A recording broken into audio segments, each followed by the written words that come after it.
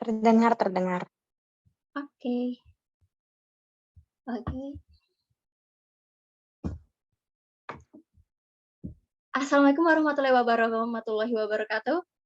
Halo teman-teman semua, selamat malam. Selamat datang di acara sharing session PKM yang diadakan oleh Forum Mahasiswa Pengkaji Konstitusi Formasi Fakultas Hukum Universitas Mataram.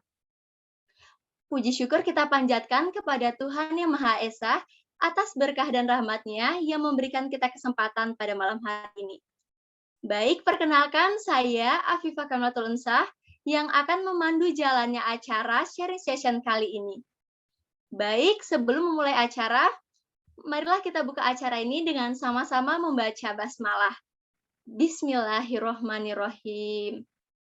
Baik, selanjutnya kita dengarkan sambutan dari Ketua Umum Forum Mahasiswa Pengkaji Konstitusi Formasi Fakultas Hukum Universitas Mataram tahun 2023.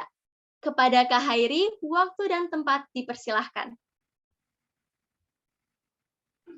Baik, terima kasih Bu Moderator.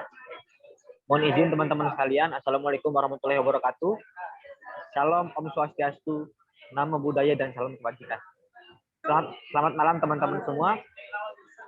Syukur kita panjatkan atas hadirat Allah Subhanahu wa Ta'ala, karena atas limpahan rahmat dan karunia-Nya kita dapat berkumpul di sini. Tak lupa pula, salawat serta salam kita curahkan kepada junjungan alam Nabi besar Muhammad SAW yang telah membawa kita kepada zaman jahiliyah menuju zaman yang terang benderang seperti saat sekarang ini.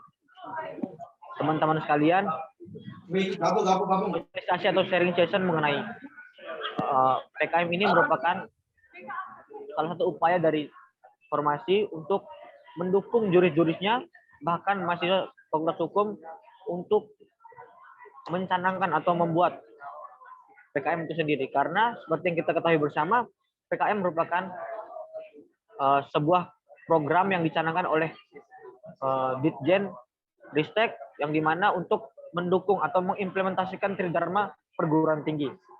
Di samping itu pula, PKM ini sendiri akan mampu mengoptimalkan kreativitas mahasiswanya melalui ide-ide yang akan dituangkan oleh mahasiswa pada PKM itu sendiri. Jadi, harapan dari saya, ketika telah dilaksanakannya PKM ini sendiri, akan memberikan output yang sangat besar. Wabil khusus untuk juris formasi, untuk ingin terlibat langsung pada program kreativitas mahasiswa. Mengingat, seperti yang kita ketahui, deadline yang diatur oleh Universitas Mataram yaitu pada tanggal 20 Februari. Yang dimana masih ada waktu teman-teman untuk menyusun atau membuat PKM itu sendiri. Jadi tetap semangat, dengarkan sampai baik, karena pembicaranya merupakan orang-orang yang sangat berkompeten di bidangnya, apalagi dalam hal program kreativitas mahasiswa. Mungkin itu saja dari saya. Lebih dan kurangnya saya mohon maaf. Wabillahi taufiq wal hidayah. Wassalamualaikum warahmatullahi wabarakatuh. Waalaikumsalam warahmatullahi wabarakatuh. Baik, terima kasih Kak Heri atas sambutannya. Sharing session kita pada malam hari ini bertemakan wujudkan kreativitas tanpa batas bersama program kreativitas mahasiswa, di mana teman-teman semua akan mendengarkan pemaparan langsung dari narasumber yang tentunya berkompeten di bidangnya, yaitu Kak Yusril Hayadi yang merupakan Ketua Umum UKM Prima tahun 2023. Nah, berhubung akan dilaksanakan seleksi program kreativitas mahasiswa atau PKM di Universitas Mataram, pembahasan ini tentunya akan berguna sekali bagi kita semua yang ingin tahu nih lebih lanjut program kreativitas mahasiswa dan bagaimana mekanisme penyusunannya. Nah, tanpa berlama-lama lagi, yuk kita ngobrol dengan pemateri kita yang telah hadir. Halo Kak Yusril, apa kabar? Halo. Oke, sudah siap Kak membagikan ilmu dan pengalamannya untuk kita semua? Insya Allah siap. Alhamdulillah baik ya. Tapi sebelum ini, mari kita kenalan dulu nih sama Kak Yusril lewat CV-nya berikut ini. Kak Yusril saat ini menjabat sebagai Ketua Umum UKM Prima tahun 2023. Selain itu, Kak Yusril punya banyak pengalaman dan prestasi. Salah satunya menjadi finalis KBKM Kemendikbud tahun 2022, mendapatkan juara Harapan 3 Business Plan Competition Universitas Hasanuddin, dan mendapatkan juara 3 Lomba Pekan Raya PKM Fakultas Ekonomi Bisnis Universitas Mataram. Selain itu, Kak Yusril juga jadi awardi beasiswa Bright Scholarship Universitas Mataram, batch yang ke-6. Wah, tentunya dengan prestasi dan pengalaman sebelumnya, kita bisa banyak belajar nih dari Kak Yusril. Oke, tanpa berlama-lama lagi, langsung saja kita dengarkan pemaparan materi dari narasumber kita, Kak Yusril Hayadi. Kepada Kak Yusril, dipersilahkan. Oke. Sebelumnya terima kasih ya moderator. Sebelumnya suara saya terdengar jelas nggak? Sudah, Kak. Oke, izin share screen ya.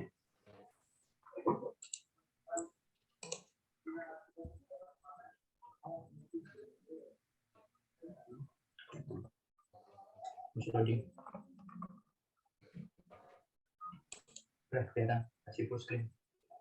Oke, aman. Baik, bagaimana moderator, udah kelihatan nggak share screen-nya? Sudah, Kak. Oke, baik, bismillahirrahmanirrahim. Assalamualaikum warahmatullahi wabarakatuh.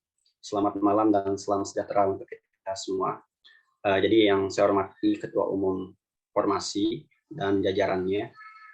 Jadi teman-teman semua, seperti yang dibilang sama moderator tadi, perkenalkan, nama saya Yusril Hayadi. Saya dari program studi Ilmu Ekonomi Studi Pembangunan, Fakultas Ekonomi dan Bisnis. Jadi kalau teman-teman itu di Fakultas Hukum, ya saya di sebelahnya teman-teman lah. Jadi mungkin kalau kapan-kapan teman-teman mau konsultasi atau mungkin bahasanya itu berdiskusi seputar PKM atau kepenulisan lainnya, secara offline atau secara langsung, itu mungkin bisa temui saya di Fakultas Ekonomi.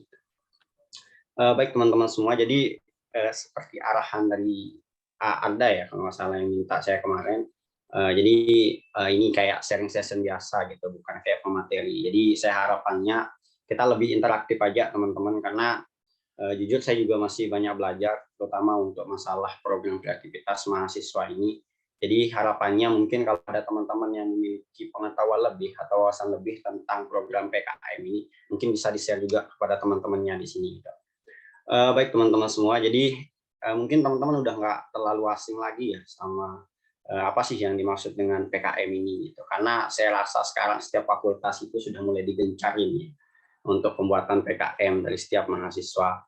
Dan saya rasa dengan inisiatif teman-teman mengadakan kegiatan ini itu juga sebagai salah satu cikal bakal teman-teman gitu untuk bagaimana memajukan Universitas Mataram itu sendiri gitu, teman-teman.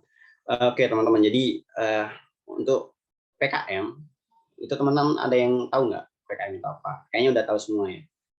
Jadi PKM itu, kalau dari saya, PKM itu kan sebuah program yang mewadahi kreativitas dari mahasiswa-mahasiswa yang ada di perguruan tinggi se-Indonesia.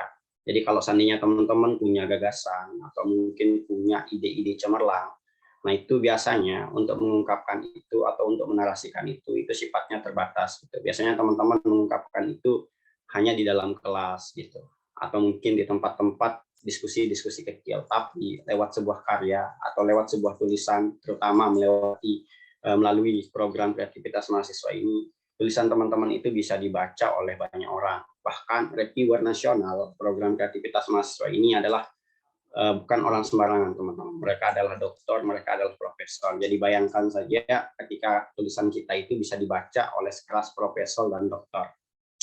Oke, jadi itu saja teman-teman. Selanjutnya, oke. Jadi saya masih ingat betul ya. Jadi 1 tahun yang lalu saya ikut seminar terkait PKM ini di audit kalau nggak salah ya waktu itu. Saya masih ingat pengelola PKM Unram itu mengatakan bahwasanya target kita hari ini itu adalah FIMNAS, bukan pendanaan lagi. Jadi ini yang harus menjadi semboyan kita bersama teman-teman. Jadi kita nggak tahu setelah mungkin sharing session kali ini, setelah ini mungkin teman-teman sudah mulai menulis dan kita nggak tahu besoknya teman-teman lah salah satu peserta FIMNAS ya. Jadi target kita itu adalah FIMNAS teman-teman, bukan pendanaan lagi. Gitu.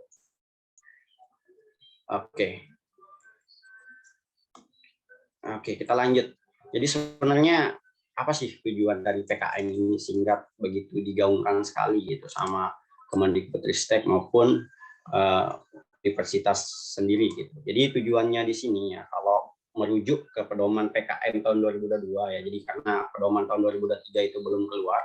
Jadi kita merujuk dulu ke pedoman tahun 2022. Jadi tujuan PKM secara umum itu bertujuan untuk mempersiapkan sumber daya manusia yang berorientasi ke masa depan dan ditempa dengan transformasi pendidikan tinggi sehingga menjadi lulusan yang unggul, kompetitif, adaptif, fleksibel, produktif, berdaya saing dengan karakter Pancasila serta membantu mahasiswa menjadi pribadi yang tahu dan taat aturan, kreatif dan inovatif, dan objektif dan komparatif dalam membangun keragaman intelektual. Nah, itu jadi tujuan bersama untuk program kreativitas mahasiswa ini.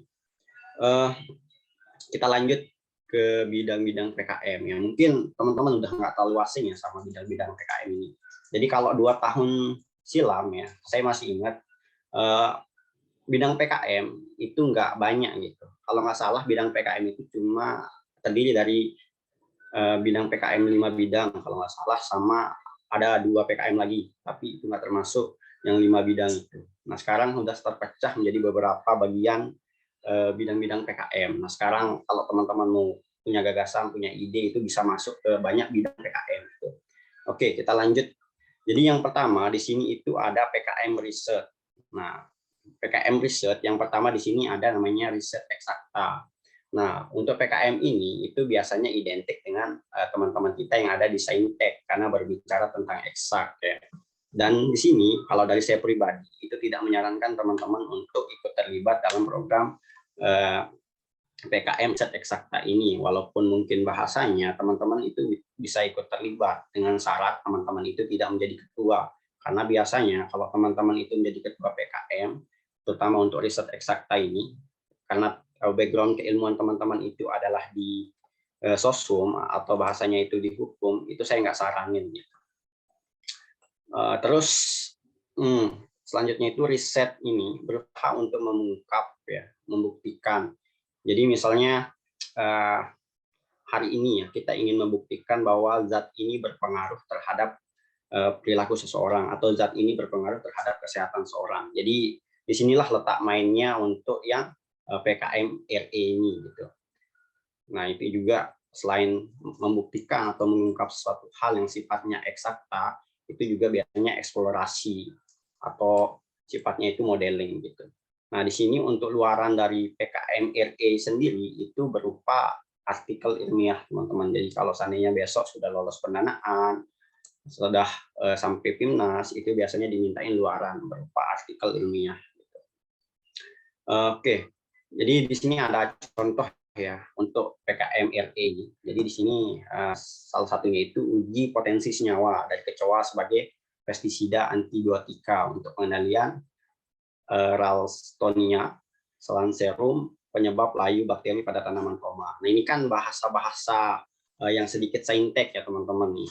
Jadi kajian-kajiannya itu juga sedikit saintek. Jadi saya sebenarnya tidak menyarankan teman-teman untuk terlibat di PKM riset eksakta ini. Jadi seandainya teman-teman itu bahasanya itu tertarik di bidang riset, kita punya kok bagiannya. Oke, selanjutnya itu ada namanya PKM riset sosial humaniora. Nah ini apa namanya program kreativitas bagian anak sosum. Kalau dari saya menganggapnya itu seperti itu. Nah jadi teman-teman itu bisa melakukan riset gitu terkait perilaku sosial, ekonomi, pendidikan, seni dan budaya. Jadi ini juga harus sesuai dengan bidang keilmuan dan bisa lintas jurusan. Jadi artinya anak eksakta itu tidak disarankan untuk menjadi ketua di PKM RSH ini. Dan begitu juga dengan anak sosum tidak disarankan untuk menjadi ketua di eksakta tadi gitu. Tapi kalau untuk jadi anggota itu diperbolehkan. Tapi alangkah lebih baiknya kalau seandainya tidak ikut terlibat di kelompok itu. Karena kalau seandainya teman-teman itu seperti yang saya bilang tadi tertarik di bidang riset, ini sudah ada gitu, riset untuk sosial sama riset untuk saintek gitu. Nah tadi juga risetnya itu sama untuk membuktikan, mengungkap, eksplorasi, cuma bedanya itu terkait yang tadi terkait sosial dan humanioranya, dan luarannya itu juga sama berupa artikel ilmiah. Jadi di sini ada salah satu contoh ya, contohnya di sini itu Asa dalam alunan gula gending, studi etnografi perjuangan gula gending menyekolahkan anaknya hingga pendidikan tinggi. Jadi ini adalah salah satu judul ya yang lolos pendanaan kalau nggak salah tahun 2021 anak UNRAM dari sosiologi. Nah yang saya dapat ya dari teman-teman, dari hasil diskusi dengan hasil seminar, kalau seandainya teman-teman itu berminat di bidang RSH ini, usahakan satu tim teman-teman itu ada dari anak sosiologi. Kalau enggak dari anak sosiologi murni, itu bisa dari pendidikan sosiologi. Karena apa? Karena mereka bisa dibilang lebih relevan terhadap hal ini. Karena mungkin yang lebih banyak mempelajari tentang metode penelitian dan sebagainya itu adalah dari mereka. Dan kalau seandainya teman-teman juga mau, misalnya nggak mau berkelompok sama anak sosiologi, maunya sama teman-teman hukum, sama-sama anak ekonomi, atau mungkin sama-sama dengan teman-teman yang sosum lainnya kecuali anak sosiologi, nggak apa-apa teman-teman. Jadi silahkan teman-teman bentuk itu. Mungkin juga teman-teman kalau berbicara tentang riset ya, riset sosial yang sekarang, mungkin teman-teman bisa juga kayak mempertimbangkan status quo ya. Mungkin teman-teman udah nggak asing lagi ya tentang status quo. Ya kan sekarang lagi mungkin sedikit sedikit hangat ya untuk diperbincangkan itu masalah sistem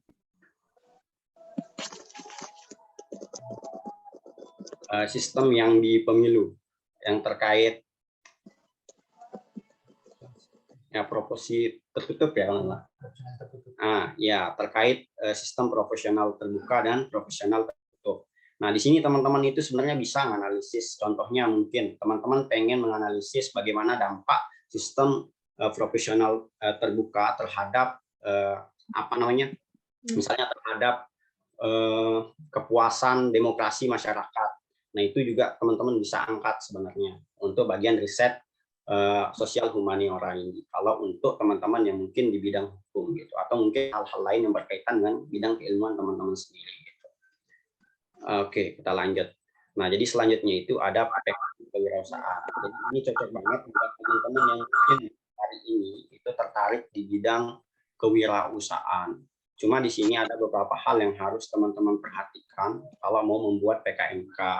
Jadi pertama di sini adalah produk PKMK yang dihasilkan itu memiliki unsur kreativitas. Jadi seperti namanya program ini yaitu program kreativitas. Jadi sudah jelas teman-teman itu tidak hanya akan menghasilkan suatu produk yang biasa-biasa saja, tapi memang produk yang memiliki kreativitas dan inovasi bagus gitu.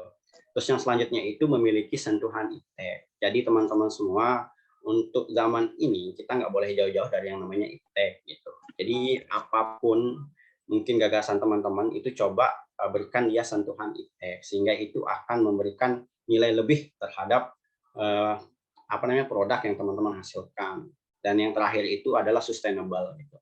Nah ini yang paling penting sebenarnya teman-teman. Jadi jangan sampai teman-teman buat program kreativitas mahasiswa kewirausahaan itu punya bisnis besoknya, terus sudah lolos didanai, terus selesai didanai, teman-teman nggak lolos timnas, bisnisnya itu selesai dari sampai sana. Gitu. Nah itu yang tidak dimau oleh penyelenggara. Gitu. Jadi mereka maunya gimana caranya teman-teman lah bisnis itu dapat menjadi bisnis teman-teman sampai teman-teman lulus nanti. Gitu. Jadi ini sesuai juga dengan tujuan dari adanya program kreativitas mahasiswa ini. Nah ini juga tidak harus. Nah ini selanjutnya itu tidak harus sesuai dengan bidang ilmu. Jadi mau anak teknik, mau anak saintek, mau anak sosum ini bisa saja terlibat dalam kegiatan PKMK ini dan bisa jadi ketua juga. Jadi nggak ada ketentuan harus anak ekonomi atau harus anak hukum gitu. Nah selanjutnya tidak menjadi kompetitor masyarakat lainnya. Nah ini yang harus teman-teman perhatikan gitu.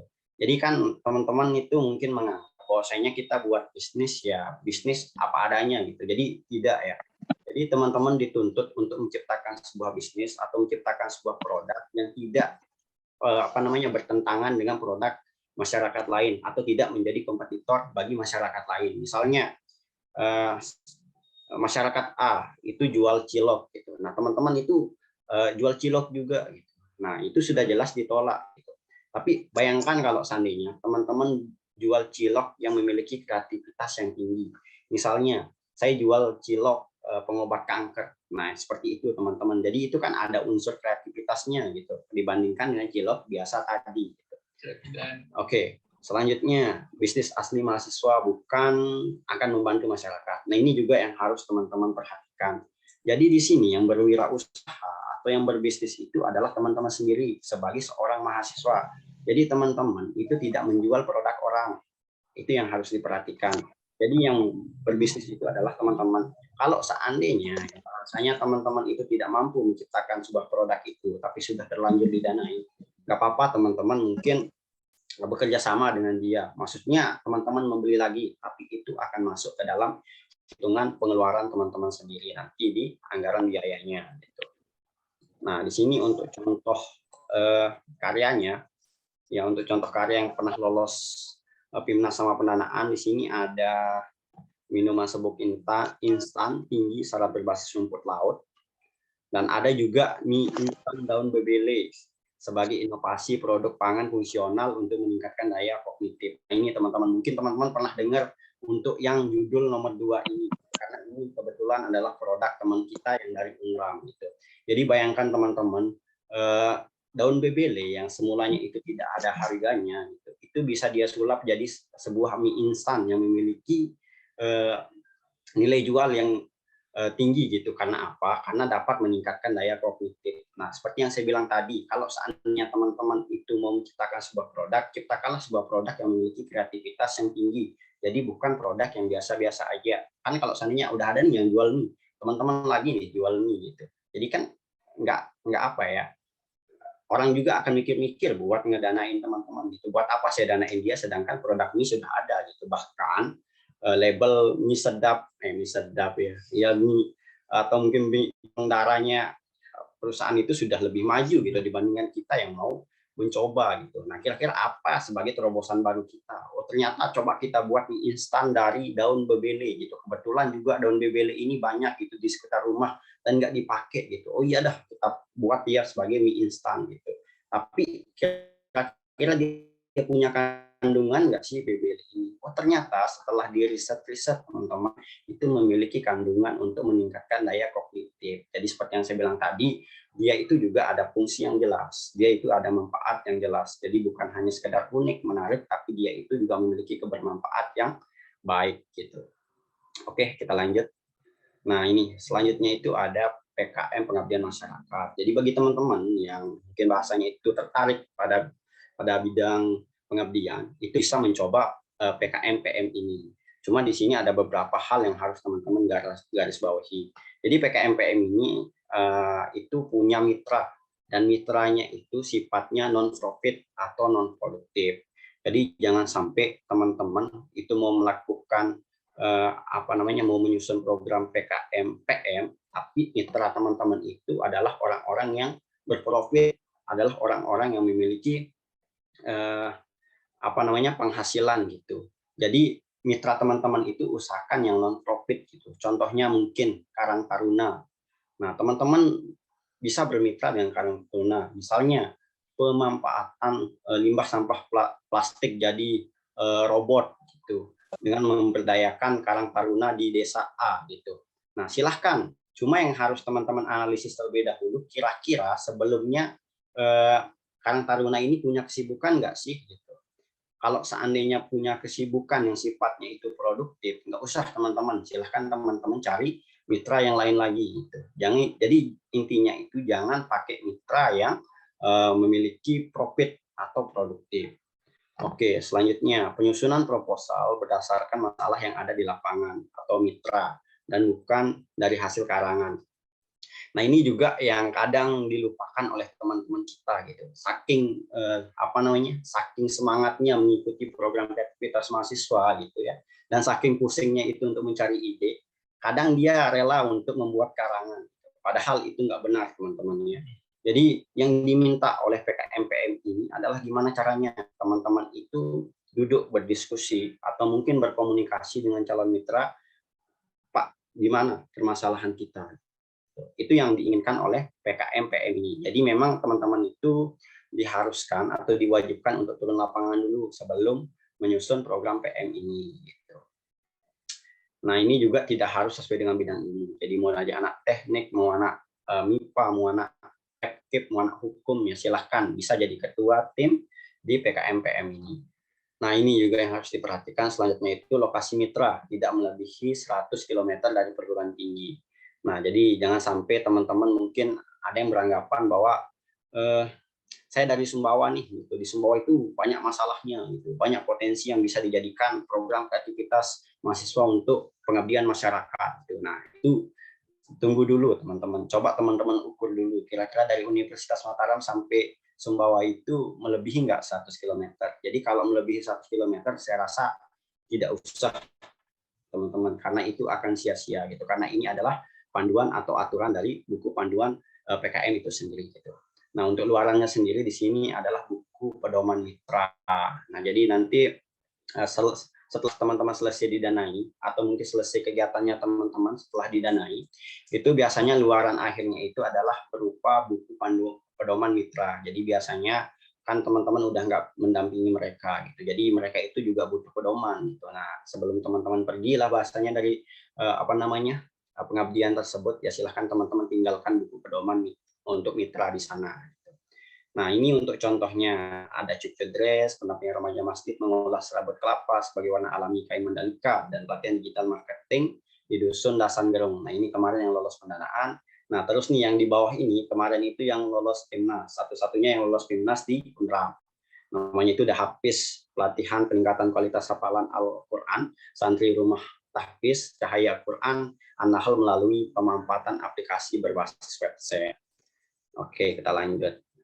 Nah, selanjutnya itu adalah PKM PI atau penerapan IPTEK. Nah, ini sebenarnya dia itu sama kayak yang PM tadi. Dia sama sifatnya itu pengabdian. Cuma bedanya, ini yang harus teman-teman perhatikan di sini. Cuma bedanya itu terletak di bagian mitra sama IPTEK-nya. Jadi di sini mitra dari PKM PI itu sendiri itu adalah mitra yang berprofit, atau bahasanya itu yang sudah punya penghasilan yang berproduktif. Nah, biasanya mitra-mitra kita ini adalah UMKM, atau mitra kita ini adalah perusahaan-perusahaan yang memiliki masalah terkait IPTEK-nya. Misalnya nih di perusahaan Gabah, perusahaan Gabah A gitu. Perusahaan Gabah A sejauh ini memiliki masalah dalam transaksi jual belinya, dalam pendataan untuk masalah keuangannya. Nah, di sini itu bisa masuk sistem akuntansi supaya lebih mempermudah dan memperjelas alur transaksi dari perusahaan Gabah itu, sehingga akan mempermudah mereka dalam melakukan kegiatan operasional perusahaan. Nah, itu yang dimaksud untuk PKMPI ini.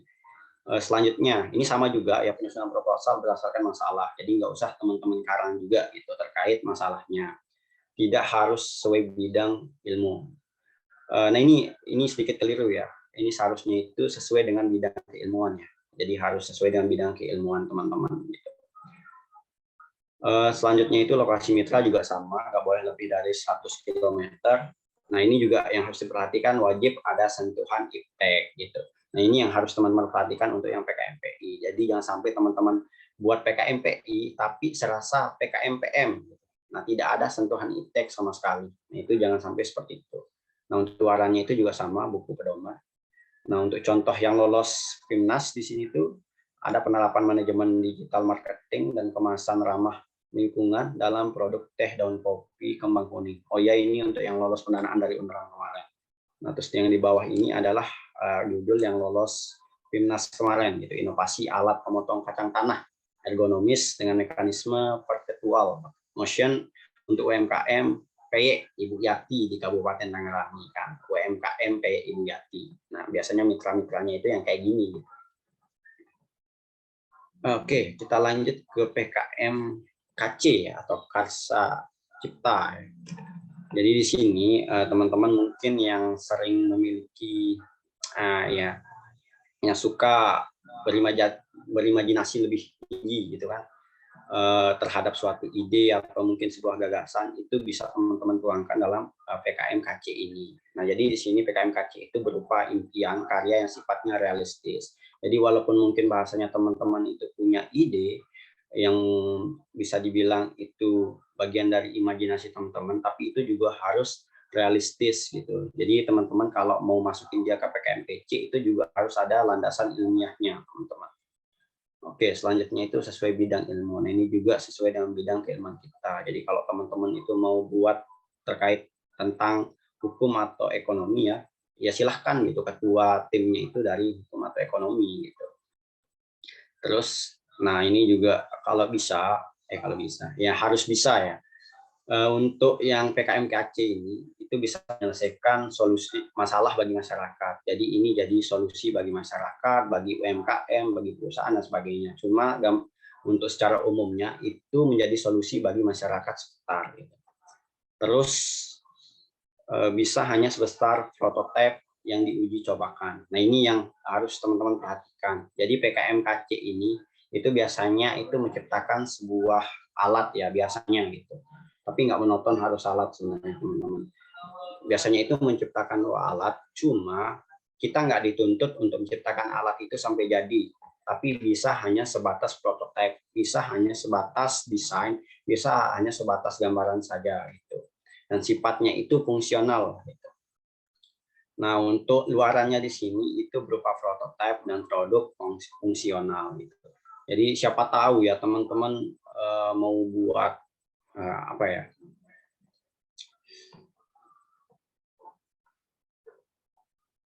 Oke, jadi selanjutnya ini terkait contoh. Untuk rancang bangun alat pengering akar kayu, bajakan dengan memanfaatkan tenaga surya. Nah, ini salah satu contoh untuk PKM-KC. Jadi ini juga lolos PIMNAS juga, teman-teman. Yang di bawah juga lolos PIMNAS, alat deteksi dini, dan intervensi henti jantung mendadak integrasi smartphone berbasis Internet of Things untuk penderita penyakit jantung koroner. Oke, jadi biasanya memang kalau yang saya amati di PKM-KC ini kebanyakan yang diciptakan itu berupa alat ya, berupa alat. Jadi mungkin kalau teman-teman itu tertarik di bidang ini mungkin bisa dicoba. Oke, selanjutnya adalah PKM-KI. Nah ini dia mirip juga sama PKM-KC tadi. Gitu.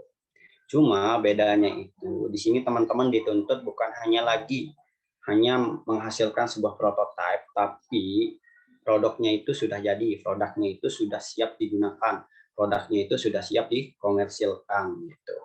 Jadi bukan hanya sekedar prototipe lagi, mungkin hanya sekedar desain atau gambar gitu, tapi di sini teman-teman itu dituntut untuk produknya itu sudah bisa digunakan langsung. Dan ini juga harus bisa menyelesaikan sebuah masalah yang ada. Nah, di sini luaran utama berupa produk skala penuh. Jadi bukan berupa prototipe. Jadi maksudnya itu adalah skala penuh. Itu jangkauan manfaatnya itu yang skala penuh. Cuma nanti kembali lagi terhadap produk yang teman-teman ciptakan. Kalau seandainya teman-teman itu menciptakan sebuah alat yang bisa memberikan kebermanfaatan secara penuh atau mungkin secara banyak, itu sudah dianggap sebagai skala penuh. Contohnya mungkin teman-teman bisa menciptakan sebuah perangkat yang bisa terhubung ke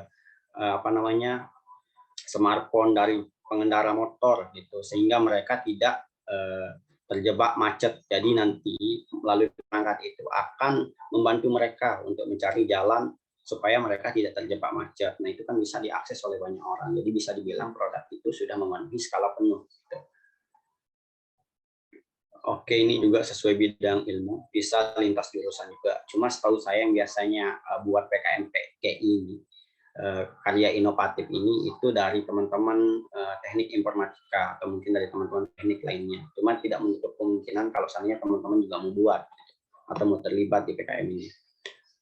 Nah, di sini salah satu contoh yang lolos PIMNAS kemarin itu ada inovasi mesin pengupas kulit ari kelapa otomatis berbasis PLC untuk solusi UMKM makanan berbahan dasar kelapa. Dan ada juga di sini yang buat sepeda listrik efisiensi tinggi, solusi kendaraan ramah lingkungan berbasis pemanfaatan energi kinetik angin dan energi kinetik roda sepeda. Nah, di sini biasanya memang yang diciptakan itu berupa perangkat, aplikasi maupun alat-alat. Gitu. Oke, selanjutnya itu ada PKM PGK, video gagasan konstruktif. Nah, ini teman-teman mungkin yang suka buat video itu mungkin bisa coba PKM PGK ini, tapi nggak langsung buat video ya teman-teman. Jadi tetap dia bakal buat proposal dulu gitu. Nah, nanti kalau seandainya itu sudah dapat pendanaan, itu baru teman-teman gunakan untuk buat video. Nah, biasanya video yang diminta di sini itu yang berkaitan dengan isu SDGs gitu. Jadi kan ada beberapa tujuan dari SDGs itu sendiri, dan ada juga yang buat video yang berkaitan dengan isu nasional gitu. Entah itu dengan Indonesia Emas, tapi kalau bisa itu utamakan yang SDGs ini. Nah, di sini luarannya itu nanti videonya itu akan diupload di YouTube.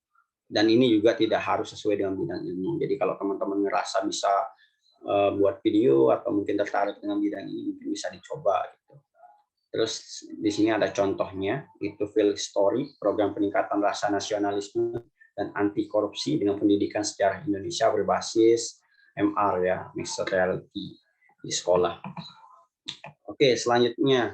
Nah, di sini ada PKM GFT ya, gagasan futuristik tertulis. Nah, ini mungkin bagi teman-teman yang suka berimajinasi tinggi juga gitu, terhadap suatu hal, tapi yang sifatnya itu realistis dan diimplementasikan di masa depan gitu. Jadi mungkin teman-teman punya ide sekarang nih, pengen buat terowongan di bawah laut. Gitu. Silahkan teman-teman tulis saja, gitu. Tapi dengan syarat itu realistis, maksudnya dengan syarat teman-teman punya landasan yang jelas untuk mewujudkan itu. Jadi di proposalnya itu teman-teman tulis secara rinci bagaimana untuk mewujudkan sebuah terowongan di bawah laut gitu. Mungkin itu idenya teman-teman. Nah, di sini harus diperhatikan PKM GFT ini diusahakan itu dapat menyelesaikan masalah, jadi problem solving. Terus yang kedua itu visioner, jadi dia itu seperti namanya itu futuristik, jadi memiliki visi yang besar di masa depan gitu. Yang selanjutnya itu menjadi solusi jangka panjang. Nah, ini diharapkan itu bisa menjadi sebuah solusi jangka panjang ke depannya. Gitu. Dan yang paling terpenting seperti yang saya bilang tadi itu realistis dan implementatif. Jadi percuma kita punya ide atau gagasan tapi tidak realistis gitu. Jadi hanya sebatas imajinasi yang mengambang saja gitu, teman-teman. Dan yang terakhir tentunya harapannya gagasan ini bisa berdampak secara sistematis atau secara luas kepada masyarakat banyak. Gitu. Nah, di sini juga tidak harus sesuai dengan bidang keilmuan kita, dan luarannya itu berupa artikel gagasan. Nah, jadi luarannya itu berupa artikel gagasan di sini, teman-teman. Terus tidak ada pendanaan. Nah, jadi ternyata GFT ini tidak ada pendanaan, tapi itu ada insentif yang dikasih. Kalau nggak salah itu 2,5 ya untuk insentif dari PKM GFT ini. Oke, yang terakhir di sini ada PKMPI. Nah, ini mungkin buat teman-teman yang sering berkegiatan mahasiswa atau mungkin sekarang sedang melaksanakan kegiatan lapangan seperti KKN atau magang atau mungkin kegiatan MBKM lainnya gitu ya. Atau mungkin teman-teman tahun lalu pernah ikut PKM lolos pendanaan atau lolos PIMNAS gitu. Nah, teman-teman bisa buat PKMAI ini. Jadi seperti yang saya bilang tadi, biasanya luaran dari program kreativitas mahasiswa sebelumnya itu juga berupa artikel ilmiah gitu. Dan saya nggak sarankan ya untuk teman-teman yang mungkin masih semester 1 untuk mengikuti ini. Karena syaratnya itu adalah teman-teman sudah berkegiatan. Nah, minimal teman-teman ikut pengabdian lah di organisasinya, baru bisa buat PKMAI. Oke, jadi itu aja untuk bidang PKM. Jadi selanjutnya terkait alur pelaksanaan PKM. Jadi pertama itu teman-teman mulai menyusun proposal, yang selanjutnya itu diajukan proposalnya, yang kemudian kalau sudah lolos pengajuan itu biasanya dapat pendanaan. Nah, setelah pendanaan itu biasanya ada PKP 2 gitu, kayak evaluasi atau mungkin atau bahasanya itu pelaporan teman-teman. Jadi kalau seandainya teman-teman sudah lolos di PKP ini, barulah teman-teman akan masuk ke seleksi akhir, yaitu PIMNAS, yang sama-sama mungkin para penyusun PKM dambakan ya. Kita sama-sama ingin ingin terlibat di PIMNAS ini. Seperti yang saya bilang tadi ya, target kita itu bukan hanya lagi sekedar pendanaan, tapi bisa lolos PIMNAS. Oke. Jadi mungkin untuk lebih lanjutnya masalah PKM atau bidang-bidang PKM tadi, yang mungkin teman-teman bisa lebih pelajari lagi di panduan PKM-nya. Kebetulan untuk panduan PKM 2023 itu belum keluar ya teman-teman, itu baru kami. Jadi teman-teman juga bisa cek di IG-nya gitu. Oke, selanjutnya mungkin ini dari saya aja sih teman-teman ya, cara sederhana menyusun PKM. Jadi pertama ya, teman-teman silahkan tentukan jenis PKM yang ingin teman-teman buat. Misalnya teman-teman tertarik dengan PKMK. Oke, silahkan tentukan dulu. Oke, saya mau buat PKMK untuk tahun ini. Oke, mungkin teman-teman tertarik dengan PKM riset eksakta gitu. Oke, tentukan bahwa hari ini saya mau buat PKM riset eksakta. Setelah teman-teman tentukan jenis PKM yang mau teman-teman ikuti, nah barulah teman-teman itu tentukan idenya sesuai dengan jenis PKM yang jadi pilihan teman-teman tadi. Nah, untuk mencari ide itu sebenarnya banyak cara gitu. Biasanya kalau di Prima itu cara cari idenya itu ada beberapa cara gitu. Pertama itu kita brainstorming ide namanya. Jadi kita berusaha untuk menganalisis lingkungan sekitar terkait masalah-masalah sekitar, atau mungkin menganalisis masalah di suatu wilayah atau mungkin di suatu tempat atau di suatu desa gitu. Nah, kemudian setelah menganalisis masalah, kita udah dapat nih masalahnya apa, teman-teman. Nah, biasanya selanjutnya itu kita analisis potensinya. Jadi biasanya walaupun ada masalah, itu biasanya juga disertai dengan potensi. Nah, barulah teman-teman itu akan merancang sebuah ide berupa solusi yang berasal dari masalah dan potensi tadi. Jadi penyelesaiannya itu adalah potensi tadi. Masalahnya terkait sampah, bisa jadi solusinya itu juga dari sampah. Contoh nih teman-teman. Jadi permasalahan di desa A itu adalah banyaknya sampah plastik jenis botol-botolan. Nah, setelah teman-teman cari juga untuk potensi di desa ini, ternyata si sampah ini bisa diolah menjadi sebuah eco-brick gitu, atau mungkin bisa diolah menjadi sebuah produk yang layak dipakai gitu. Nah, itulah yang menjadi potensi untuk permasalahan tadi gitu. Nah, sehingga akan muncul sebuah solusi berupa pembuatan eco-brick tadi, atau mungkin pembuatan hal-hal yang sifatnya layak untuk dipakai gitu. Dan ada juga kalau mau cara mudah teman-teman, terutama untuk sekedar ide PKM, cara mudahnya adalah sistem ATM. Mungkin teman-teman udah nggak asing ya terhadap ATM ini. Jadi amati, tiru, dan modifikasi gitu. Jadi ini sekarang nih, mumpung dia masih rentan lah waktunya untuk submit ke Diktinya, teman-teman itu bisa nonton di YouTube terkait teman-teman kita yang kemarin lolos pendanaan pada saat presentasi, atau mungkin ada video yang lolos presentasi PIMNAS kemarin. Silahkan teman-teman tonton gitu. Kenapa mereka bisa lolos pendanaan? Kenapa mereka bisa punya ide itu? Dan bagaimana ide mereka? Gitu. Mungkin teman-teman mereka bisa menciptakan sebuah alat pengering padi gitu.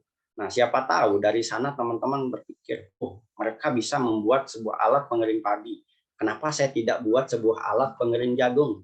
Nah, itu kan ada sisi modifikasinya, ada sisi amati dan tirunya gitu teman-teman. Atau mungkin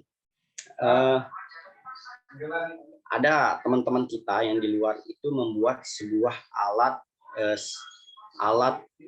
pawang hujan lah bahasanya, mungkin alat pawang hujan untuk daerah ini karena keseringan hujan. Nah, teman-teman itu bisa pakai ide yang sama, alat pawang hujan, tapi dengan ketentuan implementasinya itu di tempat kita gitu. Karena mungkin ada permasalahan yang sama dengan tempat yang tadi itu gitu. Jadi sebenarnya sederhananya itu seperti itu. Dan selain itu teman-teman juga bisa baca file yang lolos PIMNAS kemarin, atau mungkin file teman kita yang lolos pendanaan kemarin. Nah, biasanya kita dapat ide dari sana gitu. Mereka buat ini, kenapa kita nggak coba ini aja gitu. Nah, biasanya muncul ide itu dari sana, teman-teman. Terus yang ketiga, pahami buku panduan. Ini yang sedikit salah sebenarnya kebanyakan dari teman-teman kita. Mereka terlalu berambisi dengan ide yang mereka bawa gitu, terlalu percaya diri dengan ide kreatif mereka gitu, sehingga mereka melupakan hal-hal yang sudah diatur di buku panduan. Ada larangan di buku panduan, tapi mereka tidak taati itu ya. Contohnya teman-teman, contoh kecilnya adalah di buku panduan itu sudah tertera bahwasannya bagian isi ya kalau nggak salah sampai daftar pustaka itu terdiri dari 10 halaman. Tapi teman-teman ngerasa karena idenya itu saking bagusnya, saking kerennya gitu ya, bahasanya teman-teman coba untuk menambahkan lagi gitu supaya dia kelihatan lengkap, supaya dia lebih kreatif lagi gitu, mungkin pikiran teman-teman gitu. Sehingga jumlah halamannya itu melebihi ketentuan yang sudah ditentukan. Gitu. Nah itu salah teman-teman. Jadi seleksi PKM itu sebelum teman-teman diseleksi idenya atau sebelum seleksi substansinya, itu teman-teman diseleksi administrasi dulu. Jadi yang berkaitan kayak nomor halaman, fontnya, nomor halaman, juga. Ya intinya yang berkaitan dengan administrasi itu yang harus benar-benar teman-teman perhatikan. Gitu. Karena kebanyakan teman-teman kita itu nggak lolos bukan karena idenya nggak bagus, tapi karena dia tidak memperhatikan administrasi yang sudah diatur di buku panduan PKM itu sendiri. Gitu. Nah, oke, untuk selanjutnya ini adalah konsultasikan idemu di dosen pendamping. Nah, ini juga yang sering dilupakan oleh teman-teman kita. Gitu. Kita terlalu percaya diri dengan tim kita, gitu. Sehingga kita hanya memanfaatkan dosen pendamping itu untuk minta tanda tangan saja.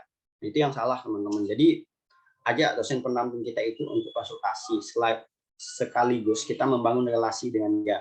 Ya, setidaknya kalau seandainya kita tidak lolos pendanaan, atau mungkin bahasanya itu kita tidak lolos untuk tahap seleksi PKM ini, setidaknya kita bisa bangun relasi dengan dosen itu. Kita mungkin besok diajak buat proyek bareng, gitu, atau mungkin diajak makan-makan, kita nggak tahu kan teman-teman. Gitu.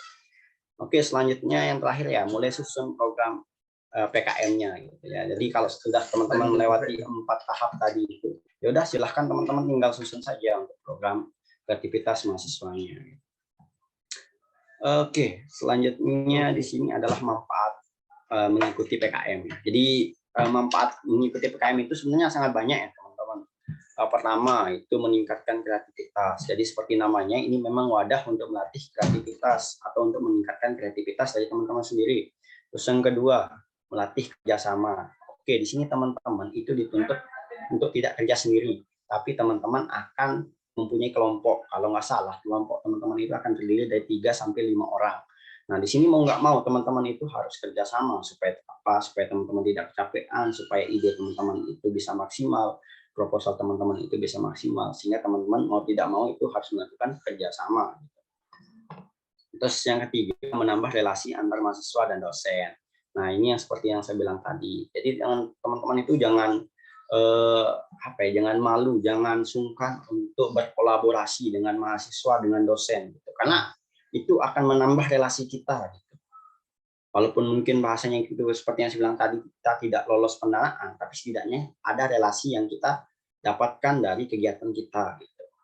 Nah, yang keempat itu sudah jelas menambah soft skill dan hard skill yang kita miliki. Gitu ya. Nah, yang paling menarik mungkin nomor 5 ya teman-teman. Kita dapat reward dari kampus. Jadi kemarin yang lolos pendanaan itu saja, itu kalau nggak salah itu dikasih berapa juta ya untuk satu tim itu. Dan untuk yang PIMNAS itu mungkin lebih banyak. Apalagi kalau seandainya nih teman-teman itu besok bisa mendapatkan medali, minimal medali perunggu saja ya. Saya yakin itu apresiasinya itu tinggi banget dari kampus. Dan ada juga satu yang lupa saya tulis. Jadi program PKM ini itu terintegrasi dengan MBKM sekarang ya. Sama dia juga berkaitan dengan peningkatan IQ universitas. Makanya mungkin setiap fakultas itu sekarang lagi digencar-gencarin nih buat daftar PKM, atau mungkin organisasi-organisasi lagi digencar-gencarin untuk buat PKM gitu, karena memang terintegrasi sama MBKM dan IQ. Oke. Kenapa? Enak. Nanti SKS teman-teman itu bisa dikonversi gitu. Jadi teman-teman saya yang kemarin lolos pendanaan PKM itu sekarang nggak ada yang KKN gitu, karena mereka konversi KKN-nya itu melalui PKM ini gitu. Jadi enak sekali gitu teman-teman. Jadi akan sangat rugi rasanya kalau teman-teman tidak ikut PKM ini gitu. Oke teman-teman, jadi itu saja mungkin ya. Mungkin kalau ada yang ingin didiskusikan atau mungkin teman-teman juga mau sharing ya teman-teman kita di sini gitu, mungkin silahkan ya teman-teman.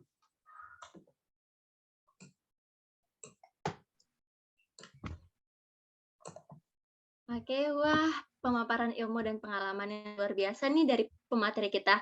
Tapi tenang saja nih buat teman-teman yang memiliki pertanyaan atau bahkan pengen konsul ataupun minta saran dan pendapat, boleh banget nih disampaikan di sini. Silahkan untuk raise hand ataupun menuliskan pertanyaan di kolom chat Zoom.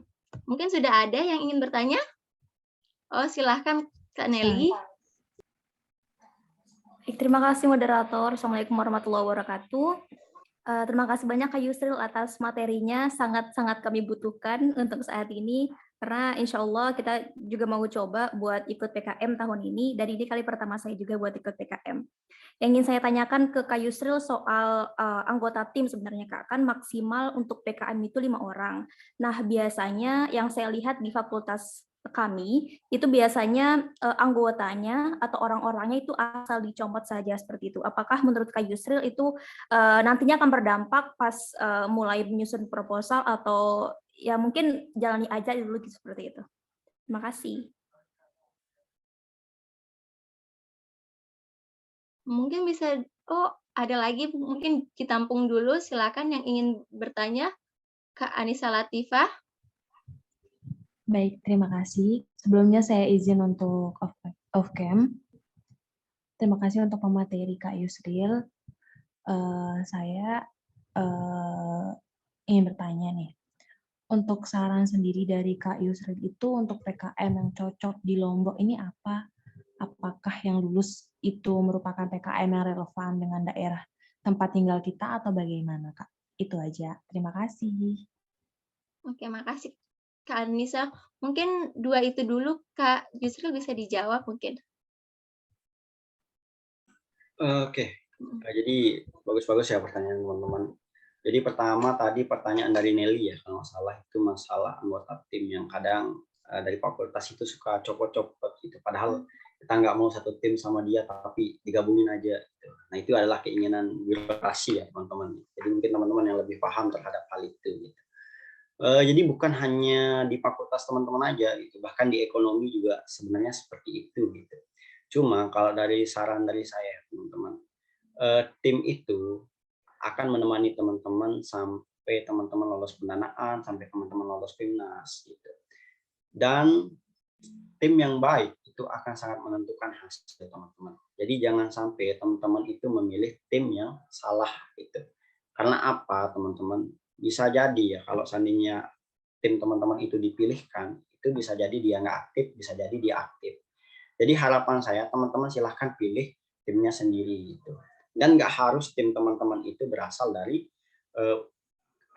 fakultas teman-teman sendiri. Itu silahkan cari tim dari luar luar fakultas teman-teman. Seperti yang saya bilang tadi, tentukan dulu jenis PKM teman-teman. Kalau seandainya teman-teman itu mau buat PKM PI kan itu bisa masuk dari semua linier keilmuan gitu. Jadi nggak harus dari fakultas hukum aja. Jadi silahkan teman-teman cari saja untuk timnya gitu.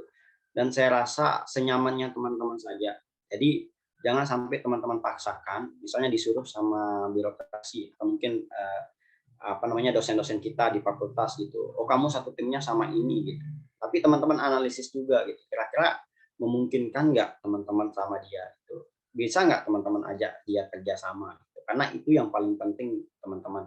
Jadi keberhasilan PKM ini itu juga tergantung pada tim kita gitu. Belum lagi kalau seandainya teman-teman itu besok dapat pendanaan. Itu kira-kira kayak gimana? Jadi harapan saya tuh teman-teman tidak berpikir pendek gitu. Karena desakan harus cepat-cepat buat PKM di fakultas itu terus teman-teman itu buat tim yang asal aja gitu, asal bisa atau mungkin asal ada gitu. Nah jadi jangan sampai seperti itu. Tapi buatlah perencanaan jangka panjang teman-teman. Bisa nggak tim saya ini bisa nyampe pendanaan? Bisa nggak tim ini bisa temenin saya pada saat pendanaan? Bisa nggak tim ini support saya supaya saya juara PIMNAS besok? Gitu. Jadi orientasi kita itu adalah PIMNAS teman-teman, orientasi kita itu adalah puncak tertinggi dari kegiatan PKM ini. Gitu. Jadi itu ya untuk yang Nelly. Terus yang satu tadi kalau nggak salah mengenai ide ya. Kira-kira untuk di daerah kita, terutama yang di Lombok itu ide yang kayak gimana yang cocok gitu. Sebenarnya ide di Lombok ini banyak ya teman-teman kalau teman-teman itu mau explore ya. Cuma saran saya karena biasanya di PKM ini itu juga tempat kita kayak berkompetisi untuk memamerkan kekayaan alam daerah kita gitu, kekayaan alam kearifan lokal daerah kita, kekayaan alam kebudayaan daerah kita. Nah, harapan saya teman-teman kalau mau cari ide yang mungkin berkaitan dengan kearifan lokal, berkaitan dengan isu nasional seperti SDGs tadi Indonesia Emas, terutama nih masalah limbah. Nah, kalau seandainya teman-teman nih pengen buat PKMK, usahakan teman-teman buat PKMK itu yang bahannya itu berasal dari limbah, berasal dari kearifan lokal seperti tadi mie instan bebele itu. Jadi itu kan berasal dari sebuah kearifan lokal yang semulanya daun bebele itu hanya kita lihat di depan rumah kita itu berjejeran banyaknya, nggak ada yang manfaatin, sampai muncul sebuah ide kenapa kita nggak buat ini mie instan gitu. Padahal orang lain itu menganggap itu remeh gitu. Ternyata setelah kita teliti, dia memiliki sebuah nilai kebaruan yang unik gitu, teman-teman. Nilai yang dapat kita jadikan sebuah PKM gitu. Nah, jadi itu yang perlu teman-teman analisis. Makanya seperti yang saya bilang tadi, silahkan amati lingkungan sekitar teman-teman. Apa yang sekiranya berpotensi gitu. Nah, seperti yang saya bilang tadi, kalau ada daun-daun kayak gitu, ya silahkan mungkin coba teman-teman teliti. Siapa tahu bisa jadi mie di tahun ini gitu kan. Atau mungkin siapa jadi bisa tahu jadi produk yang lainnya. Mungkin itu sih. Mungkin ada lagi nggak? Tadi ada Kak Yudi yang ingin bertanya ya? Tadi sempat raise hand. Halo Kak Yudi. Oh iya, mungkin pertanyaan saya tadi sudah terjawab. Mungkin saya akan menanyakan terkait dengan ini Kak, terkait dengan kemungkinan lolos PIMNAS sih. Jadi kebanyakan yang saya analisis dan yang saya lihat itu yang lolos PKM, proposal yang lolos PIMNAS itu yang kebanyakan dalam bidang PKMK atau dalam bidang riset atau penelitian gitu yang lolos PIMNAS, yang berbau gagasan futuristik begitu. Dan karena kami dari mahasiswa Fakultas Hukum yang mendalami ilmu hukum, tentunya kami itu pasti mencari mengenai permasalahan-permasalahan konflik-konflik hukum di mana masalah penelitiannya itu yang bersifat yuridis normatif gitu Kak. Jadi pertanyaan saya, apakah ada kemungkinan apa yang kami teliti yaitu mengenai penelitian yuridis normatif atau undang-undang mengenai konflik-konflik hukum atau pertentangan hukum atau kekosongan hukum itu bisa kemungkinan besar lolos PIMNAS? Mungkin. Terima kasih Kak. Oke, makasih Kak Yudi atas pertanyaannya. Mungkin bisa langsung dijawab oleh Kak Yusril. Persilahkan. Oke, jadi pertanyaannya Kak Yudi bagus banget ya, tentang bagaimana sebenarnya teman-teman memanfaatkan background keilmuan teman-teman untuk menciptakan sebuah ide PKM ya. Sebenarnya yang harus kita pahami, yang harus kita bahasanya itu sadari, yang harus bahasanya itu kita yakini teman-teman adalah bahwasanya yang lolos PIMNAS itu bukanlah orang-orang yang memiliki kemampuan tertentu atau mungkin dari program studi tertentu gitu. Tapi yang harus kita yakini adalah semua program studi itu bisa lolos PIMNAS. Itu yang harus menjadi kiat kuat kita gitu untuk mencapai PIMNAS itu sendiri gitu. Dan masalah ide ya, walaupun mungkin bahasanya itu kita dari sosum gitu ya, itu sebenarnya banyak yang bisa masuk di sosum ini. Cuma memang karena ini adalah sifatnya itu program kreativitas mahasiswa, jadi memang yang dinilai itu banyak hal gitu. Seperti yang saya bilang tadi, teman-teman kadang punya ide bagus nih tapi nggak lolos administrasi gitu, karena teman-teman selalu meremehkan masalah administrasi itu gitu. Nah, mungkin ada juga teman-teman yang punya ide bagus tapi cara ngemasnya di proposal itu kurang bagus gitu. Nah, itu juga yang harus sebenarnya teman-teman itu perhatikan gitu.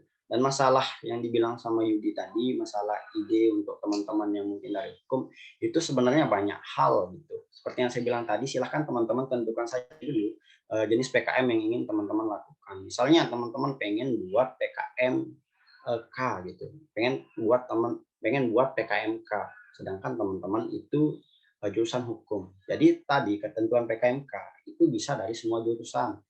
Jadi teman-teman itu bisa jadi ketua di sana. Nah, kira-kira dari background keilmuan saya yang jadi anak hukum ini apa sih yang bisa saya jual gitu. Jadi jangan terlalu monoton juga terhadap hal-hal yang sifatnya seperti ini, teman-teman. Jadi bukalah wawasan teman-teman bahwa banyak hal yang bisa kita ekspor, teman-teman. Seperti yang mungkin pertanyaan tadi masalah kaitannya dengan kearifan lokal, lingkungan, kebudayaan dan sebagainya. Cuma kalau mengacu kembali terhadap background keilmuan teman-teman, mungkin teman-teman itu bisa memproduksi suatu hal yang lebih baik gitu kalau untuk PKMK. Contohnya mungkin teman-teman, sebentar lagi ini mendekati pemilu, teman-teman. Ini mendekati pemilu. Nah, pemilu itu kan biasanya identik tuh sama anak hukum gitu. Nah, karena ini kita berbicara konteks PKMK, kira-kira pemilu itu apa sih masalahnya ya kalau kita melihat dari sudut pandang PKMK? Gitu. Oh, ternyata pada saat pemilihan umum itu cenderung kita masih menggunakan kaleng. Masalah itu penutup tempat kita nyoblos itu kan ada kalengnya. Nah, itu kan ada kaleng. Nah, biasanya untuk bahan-bahan kaleng yang seperti itu kan agak susah untuk terurai. Nah, mungkin teman-teman itu punya gagasan gimana caranya untuk menciptakan sebuah kaleng yang cepat terurai gitu. Nah, itu bisa seperti itu gitu. Itu sehingga nanti teman-teman bisa jual hal itu gitu. Dan atau teman-teman mungkin bisa memanfaatkan limbah dari kaleng tadi gitu. Oke nih, setelah pemilu kaleng-kaleng ini nggak dipakai gitu. Kenapa saya nggak manfaatin aja kaleng-kaleng ini gitu. Kita buat sebuah produk ini gitu, terus kita jual gitu. Nah, itu kan bagus gitu teman-teman. Jadi unsur hukum teman-teman di sana itu juga masuk karena berkaitan dengan pemilu. Karena mungkin yang lebih pakar tentang wawasan pemilu itu adalah teman-teman sendiri gitu. Dan seperti yang saya bilang tadi juga masalah riset mungkinnya karena di sini udah dibedain antara riset eksakta sama riset sosial humaniora. Jadi teman-teman sebenarnya menurut saya tuh yang di hukum ini bisa banyak melakukan riset gitu, terutama masalah peraturan-peraturan gitu, atau mungkin masalah perundang-undangan gitu, atau mungkin bisa menyentuh aturan-aturan adat yang ada di lingkungan sekitar kita gitu. Atau mungkin bisa menyentuh isu-isu yang sedang hangat sekarang, contohnya masalah sistem proporsi tertutup sama terbuka gitu. Coba teman-teman riset gitu sekarang bagaimana dampak sistem profesional terbuka selama ini terhadap kepuasan demokrasi masyarakat gitu. Nah, itu kan bisa teman-teman analisis atau riset hal itu gitu. Nah, siapa tahu besok setelah teman-teman menyelesaikan program ini atau menyelesaikan proposal terkait hal itu terus teman-teman lolos PIMNAS nih. Nah, siapa tahu kira-kira teman-teman lolos PIMNAS dengan mengusulkan program seperti itu atau gagasan seperti itu, sistem profesional terbuka itu udah nggak dipakai lagi. Akhirnya bisa masuk dia profesional yang tertutup itu. Nah, mungkin hal-hal seperti itu bisa teman-teman modifikasi. Intinya kuncinya itu teman-teman jangan terkungkung sama pikiran teman-teman. Coba lebarkan sayap teman-teman untuk berpikir. Jadi mungkin itu aja sih dari saya.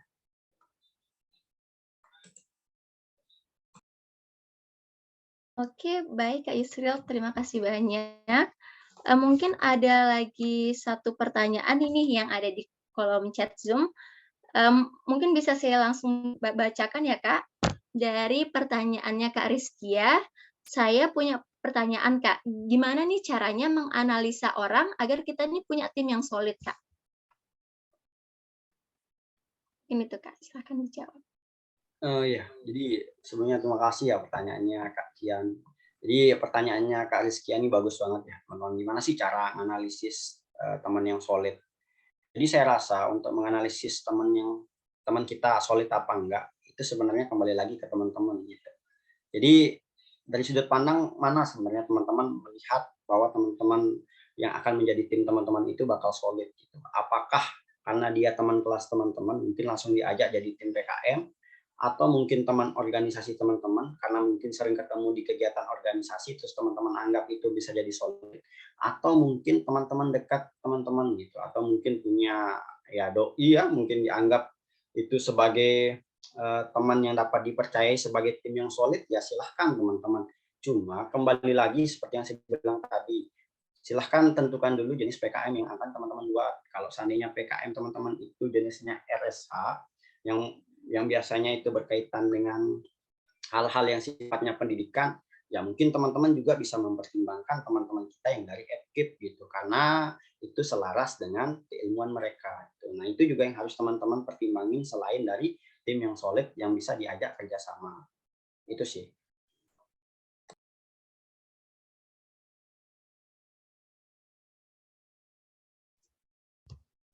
Oke, baik Kak. Terima kasih Kak Yusril atas jawabannya. Sayang sekali nih waktu sesi tanya jawab kita ini sudah berakhir. Terima kasih Kak Yusril untuk waktu dan pemaparan materi yang telah diberikan untuk kita semua pada malam hari ini.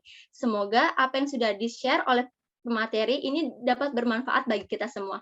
Kalau boleh saya simpulkan nih dari berbagai jenis PKM, teman-teman nih bisa pilih sesuai bidang studinya.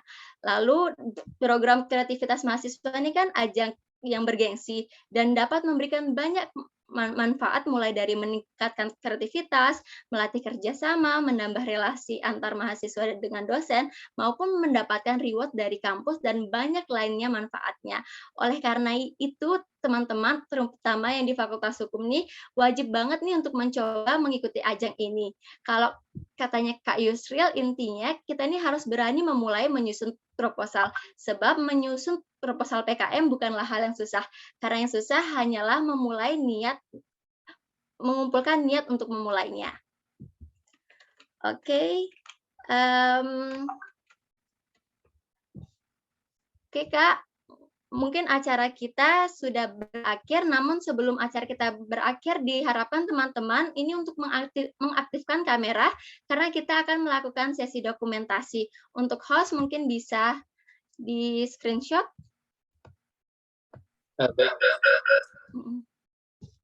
Yuk teman-teman, jangan lupa open cam. Ya.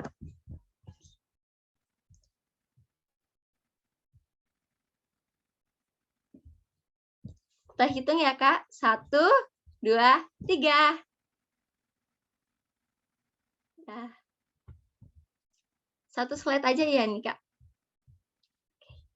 Oke lah, tibalah saatnya kita di penghujung acara nih. Terima kasih banyak untuk teman-teman yang sudah aktif bertanya dan juga mengikuti sharing session kita dari awal sampai akhir. Sekali lagi, terima kasih untuk Kak Yusril atas waktu dan ilmunya yang telah diberikan. Semoga sehat selalu dan sampai bertemu lagi. Saya Afifah Kamlatul Unsa pamit undur diri. Wassalamualaikum warahmatullahi wabarakatuh. Waalaikumsalam warahmatullahi wabarakatuh.